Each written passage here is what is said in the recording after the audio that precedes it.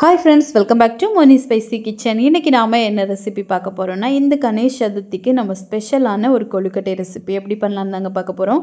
இது வந்து சிம்பிளா ஹெல்த்தியா பண்ண போறோம். இதுக்கு பாத்தீங்க அப்படினா பச்சரிசியோ பாசிப்பருப்போ இல்ல கடலைப்பருப்பு எதுவுமே இல்லாம ரொம்ப ஹெல்த்தியா ரொம்ப சிம்பிளா பண்ண போறோம். நம்ம ரவையை பயன்படுத்தி நல்ல பஞ்சு போல இன்னைக்கு கொழுக்கட்டை ரொம்ப ஈஸியா நம்ம வந்து பண்ணி முடிச்சிடலாம். இதுக்காக அதிக டைமும் ஆகாது. நம்ம சட்டுன்னு ஒரு 10 மினிட்ஸ்க்குள்ள எல்லாம் வந்து பண்ணி முடிச்சிடலாம். உள்ள வச்சிருக்கக்கூடிய ஸ்டஃபிங்கும் பாத்தீங்க அப்படினா நம்ம நட்ஸ் எல்லாம் போட்டு பண்ணியிருக்கோம். சோ உடம்புக்கு அதிகமான இம்யூனிட்டி வந்து குழந்தைகளுக்கு எல்லாம் கிடைக்கிற மாதிரி இருக்கும்.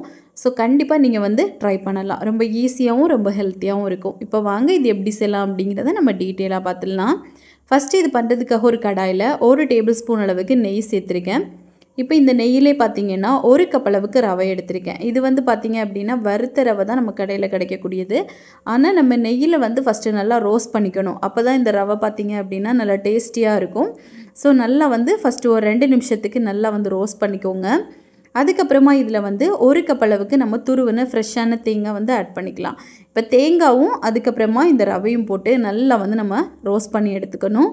தேங்காய் வந்து ஒரு அளவுக்கு நல்லா ரோஸ்ட் பண்ணீங்க அப்படினா நமக்கு இந்த கொழுக்கட்டை வந்து ஒரு 2 ல இருந்து 3 நாள் வரைக்கும் கெட்டு போகாம நம்ம வச்சு சாப்பிடலாம். இப்போ இதுல ஒரு 4 போல ஏலக்காய் நல்லா தட்டி சேர்த்திருக்கேன். நீங்க ஏலக்காய் பொடி இருந்துச்சு அப்படினா ஒரு 1/2 டீஸ்பூன் போட்டுக்கோங்க. போட்டுட்டு நல்லா வந்து mix பண்ணிக்கோங்க.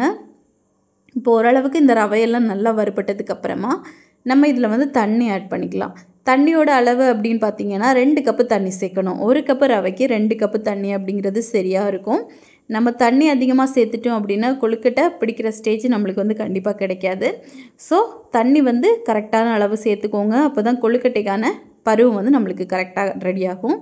இப்போ இதுல 1/4 கப் அளவுக்கு நாட்டு சர்க்கரை நான் வந்து போட்டுருக்கேன். நீங்க வெல்லம் போடலாம். இல்ல அப்படினா சுகர் கூட ஆட் பண்ணிக்கலாம். நான் வந்து சரியா 1/4 கப் அளவுக்கு நாட்டு சர்க்கரை போட்டுருக்கேன். நீங்க பிரவுன் சுகர் வேணும் அப்படினா அது கூட போடலாம். அதுவும் ரொம்ப நல்லா இருக்கும்.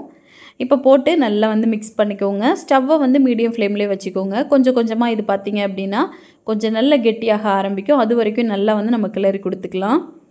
இப்போ ஓரளவுக்கு பாத்தீங்க அப்படினா கொஞ்சம் கொஞ்சமா நல்லா திக் ஆயிட்டு வருது. ஸ்டவ்வை ரொம்ப ஹைல வச்சிட்டீங்க அப்படினா சீக்கிரமாவே அடியில பர்ன் ஆக கூட வாய்ப்பு இருக்கு. சோ மீடியம் ஃப்ளேம்ல வச்சே நீங்க ரெடி பண்ணிக்கோங்க. இப்போ பாத்தீங்க அப்படினா ஓரளவுக்கு கொஞ்சம் நல்லா திக்கா வந்துட்டு இருக்கு. இன்னும் ஒரு நிமிஷத்துல எல்லாம் பாத்தீங்கன்னா இந்த அளவுக்கு கொஞ்சம் நல்லா கெட்டி ஆயிரும். இந்த ஸ்டேஜ் வந்ததுக்கு அப்புறம் பாத்தீங்கன்னா நம்ம மூடி போட்டு ஒரு நிமிஷத்துக்கு மட்டும் நல்ல லோ ஃப்ளேம்ல வச்சு அப்படியே குக் பண்ணலாம். 1 நிமிஷம் கழிச்சு நம்ம வந்து ஓபன் பண்ணி பார்த்தோம் அப்படினா கொஞ்சம் கூட நல்லா வந்து ரவை எல்லாம் வெந்து வந்திருக்கும். நீங்க ரவையில நான் வந்து இன்னைக்கு தண்ணி சேர்த்திருக்கேன். தண்ணிக்கு பதிலா நீங்க தேங்காய் பால் இல்ல நார்மல் பால் கூட ஆட் பண்ணி நீங்க வந்து பண்ணலாம். அதுவும் ரொம்ப டேஸ்ட் கொடுக்கும். இப்போ வந்து பாத்தீங்கன்னா நமக்கு ரெடி ஆயிருச்சு. இத அப்படியே ஸ்டவ் ஆஃப் பண்ணி மூடி வச்சு ஒரு 2 நிமிஷம் நம்ம அப்படியே ஆற விட்டுறலாம்.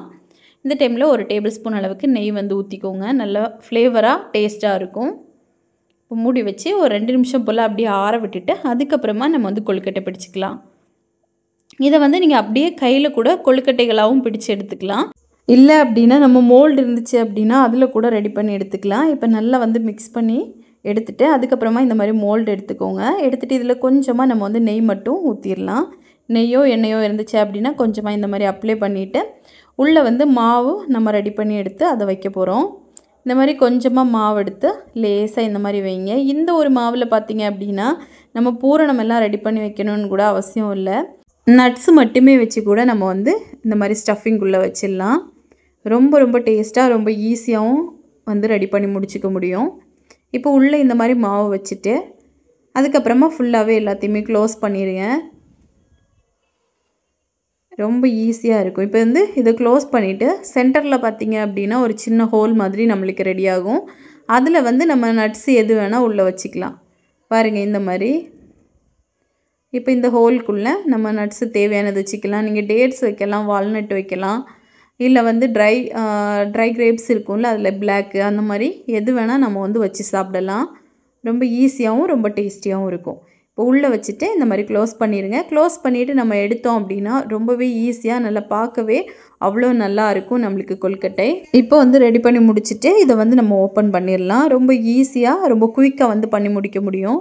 இந்த ஒரு processல பண்ணீங்க அப்படினா கணேஷ் சதுர்த்திக்கு நீங்க அன்னைக்கு கூட ஈஸியா ஒரு 20 நிமிஷத்துக்குள்ள எல்லாம் பண்ணி முடிக்க முடியும்.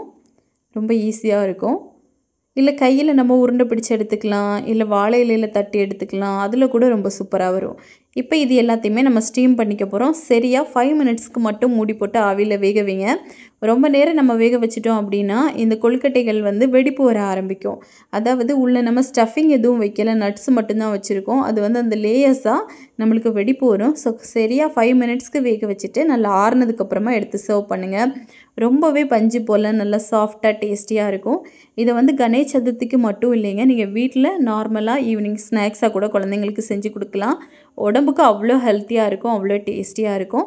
ஸோ கண்டிப்பா மறக்காம ட்ரை பண்ணுங்க. ட்ரை பண்ணி பார்த்துட்டு எப்படி வந்துச்சுன்னு மறக்காம கமெண்ட் பண்ணுங்க. இதே மாரி இன்னும் நிறைய ரெசிபீஸ் வேணும்னு நினைச்சீங்கன்னா, மோனி ஸ்பைசி கிச்சன் சேனலை சப்ஸ்கிரைப் பண்ணிக்கோங்க. லைக் பண்ணுங்க, ஷேர் பண்ணுங்க. நெக்ஸ்ட் இன்னொரு வீடியோவில் உங்களை சந்திக்கும் வரை டேக் கேர். பாய்.